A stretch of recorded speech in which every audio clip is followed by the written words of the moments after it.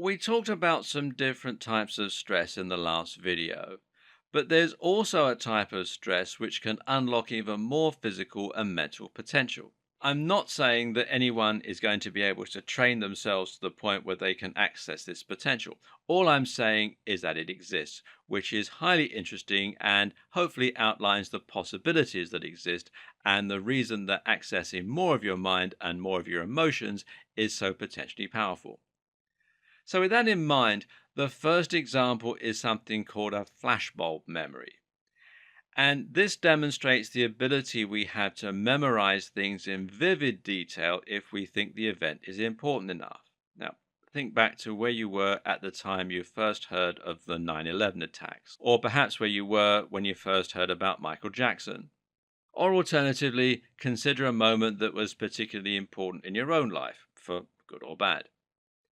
Chances are that you can remember these events in far more accurate detail than you can other parts of your biographical memory. This is what's known as a flashbulb memory.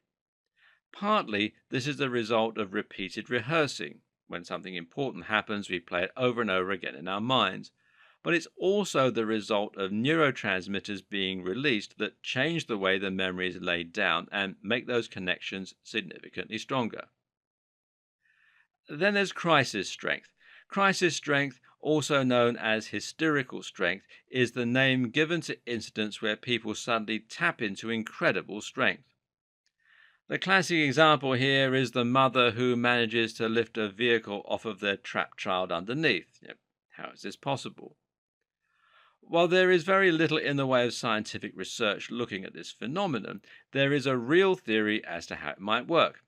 Now, when you contract your muscle normally to lift something, your brain sends signals that travel through your central nervous system to the neurotransmuscular junction. Acetylcholine, yes, the neurotransmitter, is released, and this causes muscle fibers to fire.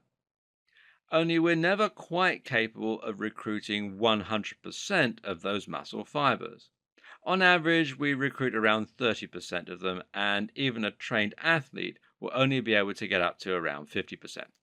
This is thought to be an evolutionary limitation, the idea being that recruiting 100% of our muscle would leave us completely exhausted and vulnerable to attack. Moreover, it could actually cause injury by placing too much strain on our connective tissues and joints.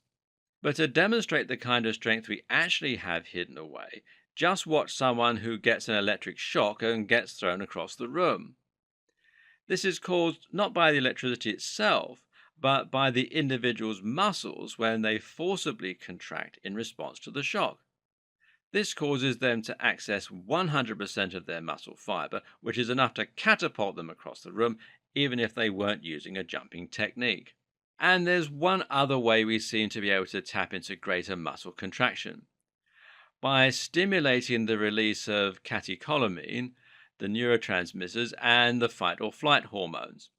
And it's hypothesized that under times of intense stress, we can engage much more muscle mass and thereby achieve superhuman strength. And again, this is a spectrum. Actually, causing even a minor fight or flight response is enough to somewhat increase your strength in the gym.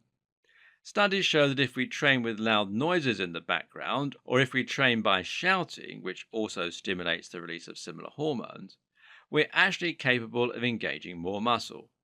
So, psyching yourself up before a workout might just be one of the very best ways to improve your performance in the gym.